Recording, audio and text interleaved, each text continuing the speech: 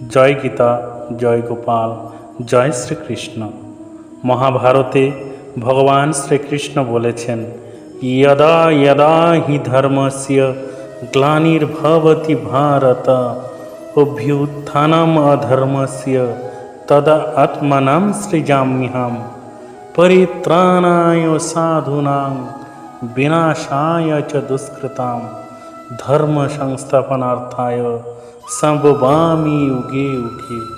অর্থাৎ এই ভূভারতে তথা বিশ্ব ব্রহ্মাণ্ডে যখন অধর্মের বৃদ্ধি হবে এবং ধর্মের হ্রাস পাবে, তখন ভগবান শ্রীকৃষ্ণ ধর্মের সংস্থাপনের জন্য এবং দুষ্কৃতকারীদের বধ করার জন্য ও সাধু অর্থাৎ সৎ ব্যক্তিদের রক্ষা করার জন্য যুগে যুগে নানাভাবে অবতীর্ণ হন এবং পুনরায় সত্য ধর্ম প্রতিষ্ঠা করেন। এইভাবেই ভগবান বিষ্ণু 10 অবতারের মাধ্যমে এই ভূভারতের অধর্মের বৃদ্ধি নাশ করেছেন এবং ধর্মের সংস্থাপনা করে চলেছেন। তো আজকে আমরা ভগবান বিষ্ণুর সেই 10 অবতার সম্বন্ধে ভালোভাবে জেনে নেব। তাই আপনারা ভিডিওটি মনোযোগ সহকারে শ্রবণ করার চেষ্টা করবেন, তাহলে পুঙ্খানুপুঙ্খভাবে অনুধাবন করতে পারবেন এবং কমেন্ট করে অবশ্যই জয় শ্রীকৃষ্ণ, জয় রাধে, জয় গোবিন্দ লিখতে ভুলবেন না। তো চলুন শুরু করা যাক। ভগবান বিষ্ণুর প্রথম অবতার হলেন মৎস্য বা মীন অবতার।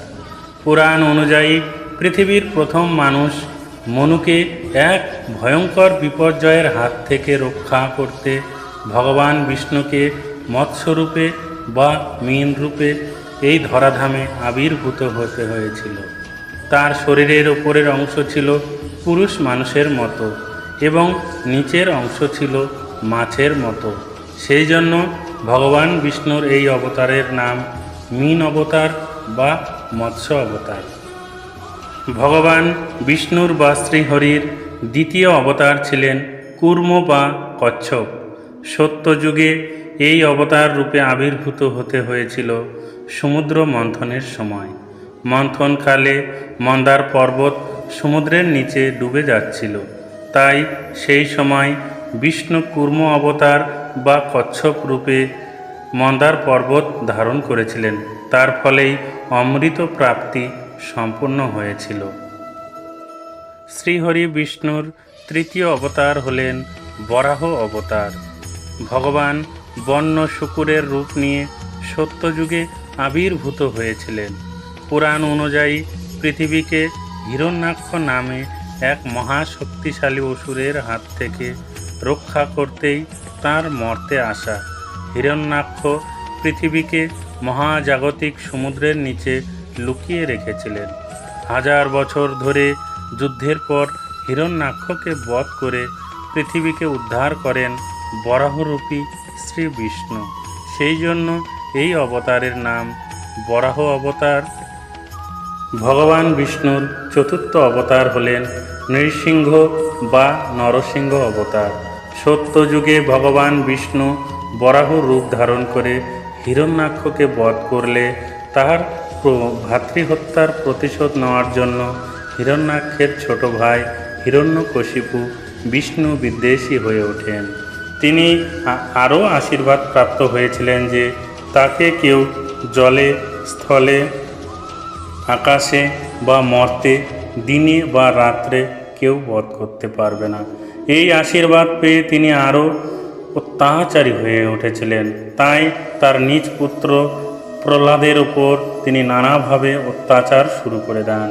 কিন্তু প্রহ্লাদ ছিলেন বিষ্ণু ভক্ত, তাই একদিন তিনি তার ভক্ত প্রহ্লাদকে হিরণ্যকশিপুর অকথ্য অত্যাচার থেকে রক্ষা করতে তিনি নরসিংহ রূপ ধারণ করেছিলেন। কারণ হিরণ্যকশিপুর বর ছিল যে তাকে না মানুষ না জন্তু কেউ বধ করতে পারবে না। তাই তিনি অর্ধ নর এবং অর্ধ জন্তু বা সিংহরূপে অবতার ধারণ করেন এবং গোধূলি লগ্নে তাকে বুক চিরে দিয়ে তার হত্যা করে সত্য ধর্মের প্রতিষ্ঠা করেন এবং ভক্ত প্রহ্লাদকে রক্ষা করেন। সেই জন্য এই অবতারের নাম নরসিংহ অবতার বা নৃসিংহ অবতার। জয় নরসিংহায় নমঃ। পঞ্চম অবতারে অবতীর্ণ হয়েছিলেন ভগবান বামন। অসুর বলিকে দমন করার জন্য তিনি বামন রূপ নিয়েছিলেন। বলি ছিলেন অতি দানী। অসুর অধিপতি যজ্ঞের আয়োজন করলে ভগবান বিষ্ণু সেখানে বামন অবতার রূপে আবির্ভূত হয়ে 3 পা রাখার মতন জমি চান। বলি তা দিতে রাজি হয়ে যান। সেই সময় বামন তার দেহ বর্ধিত করে বিষ্ণুরূপ ধারণ করেন।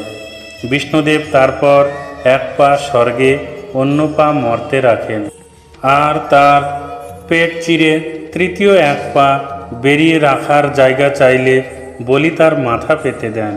বলি পাতালে প্রবেশ করেন আর বিষ্ণুর স্তব করতে থাকেন। তখন প্রহ্লাদ তার কষ্ট সহ্য করতে না পেরে তার মুক্তি চান। তখন বিষ্ণু তাকে মুক্ত রাখেন। এইভাবে তিনি অহংকারী বলির দর্পচূর্ণ করেন এবং সত্য ধর্মের প্রতিষ্ঠা করেন। ভগবান বিষ্ণুর ষষ্ঠ অবতার হলেন পরশুরাম অবতার। তিনি ছিলেন ত্রেতা ও দ্বাপর যুগ মিলিয়ে ব্রাহ্মণ যমদগ্নি ও ক্ষত্রিয় রেণুকার পুত্র।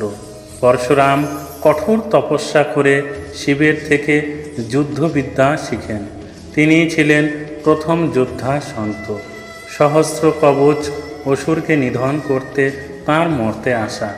সমুদ্রের হাত থেকে রক্ষা করতে তিনি মালাবার ও কঙ্কন উদ্ধার করেন। শ্রীহরি বিষ্ণুর সপ্তম অবতার ছিলেন ভগবান রামচন্দ্র। ত্রেতা যুগে তিনি আবির্ভূত হন। অযোধ্যার রাজা দশরথ ও মাতা কৌশল্যার পুত্র ছিলেন তিনি। লঙ্কা অধিপতি রাবণের অত্যাচার থেকে ধরিত্রীকে রক্ষা করতে তিনি এসেছিলেন। রাবণকে বধ করে তিনি সীতা উদ্ধার করে রাম রাজত্ব প্রতিষ্ঠা করেছিলেন। ভগবান বিষ্ণুর অষ্টম অবতার হলেন বলরাম অবতার। এক সময় বৃন্দাবনে যমুনার জলে প্রতি বছর বন্যা হতো।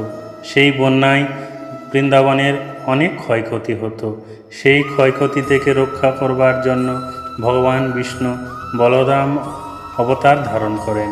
তার অস্ত্র ছিল নাঙ্গল। সেই নাঙ্গল দ্বারা তিনি যমুনায় বাঁধ নির্মাণ করে বৃন্দাবনবাসীকে যমুনার অকাল ভয়ঙ্কর বন্যা থেকে রক্ষা করেন এবং তিনি সেখানে বৃন্দাবনবাসীকে রক্ষা করে সত্য ধর্মের প্রতিষ্ঠা করেন। এইভাবে বলরাম অবতার হয়েছিল। বৈদিক যুগে যখন বৈদিক ব্রাহ্মণরা নানাভাবে গরিব মানুষের ওপর এবং সমাজে তাদের স্থায়িত্ব রক্ষা করার জন্য নানাভাবে অত্যাচার শুরু করেন, তখন ভগবান বিষ্ণু এই ভয়ঙ্কর অত্যাচার থেকে রক্ষা করার জন্য বুদ্ধ অবতার গ্রহণ করেন। তিনি নেপালের তরাই অঞ্চলে কপিলাবস্তু নগরের কাছে লুম্বিনী উদ্যানে বৈশাখী পূর্ণিমার দিন সাক্ষ্যরাজ শুদ্ধোদন ও মায়াদেবীর পুত্ররূপে আনুমানিক খ্রিস্টপূর্ব 566 অব্দে জন্মগ্রহণ করেন। সমাজের নানা ব্যভিচার, ভেদাভেদ, অস্পৃশ্যতা, হিংসা দূর করবার জন্য অহিংসার বাণী প্রচার করেন। বুদ্ধ নিজে পশু হত্যা পছন্দ করতেন না। তিনি মনে করেন যত্র জীব তত্র শিব, অর্থাৎ যেখানেই জীব সেখানেই ভগবান। কোনো প্রাণীকে হত্যা করা মানে ঈশ্বরকে আঘাত করা। তার অষ্টাঙ্গিক মার্গ হল সৎ পথ, সৎ চিন্তা, সৎ বাক্য, সৎ ব্যবহার, সৎ জীবনযাপন, সৎ প্রচেষ্টা, সৎ দৃষ্টি ও সম্যক সমাধি। তার নৈতিক উপদেশ হল হিংসা, পরস্য অপহরণ, ব্যভিচার, মদ্যপান ও মিথ্যা ভাষণ থেকে বিরত থাকা। এইভাবেই তিনি বুদ্ধ অবতারের মাধ্যমে পৃথিবীতে অহিংসার প্রচার করেন এবং সত্য ধর্মের প্রতিষ্ঠা করেন। এই কলিযুগে যখন সমাজে অত্যাচার, শোষণ এবং দুর্নীতিতে ভরে উঠবে, তখন ভগবান বিষ্ণু কলিযুগের শেষে যমুনা নদীর তীরে বিষ্ণু সলভক নামে জন্মগ্রহণ করবেন এবং সাদা তলোয়ার হাতে এবং সাদা পঙ্খিওয়ালা ঘোড়ায় চড়ে তিনি তরবারি হাতে সেই অত্যাচারী দুর্বৃত্তকারীদের হত্যা করে পুনরায় আবার সত্য ধর্মে প্রতিষ্ঠা করবেন। এইভাবেই ভগবান বিষ্ণুর দশম অবতার কল্কি অবতার সম্পন্ন হবে। আশা করি আপনারা ভগবান বিষ্ণুর 10টি অবতার ভালোভাবে অনুধাবন করতে পেরেছেন। তাই সবসময় ভগবান বিষ্ণুর 10 অবতারের গুণগান করবেন, তাহলে আপনাদের নানা সমস্যা থেকে আর চিন্তা করতে হবে না। কথায় আছে না যে রাখে হরি মারে কে, মারে হরি রাখে কে। তাই সর্বদা ভগবান বিষ্ণুর পূজা অর্চনা করবেন এবং তাকে স্মরণ করবেন ও শ্রদ্ধা করবেন, তাহলে আপনারা নানা সমস্যা থেকে মুক্তি পাবেন। ঈশ্বর আপনাদের মঙ্গল করুন, ভগবান আপনাদের মঙ্গল করুন। জয় শ্রীকৃষ্ণ, জয় রাধে, জয় গোপাল, জয় শ্রী হরি বিষ্ণু।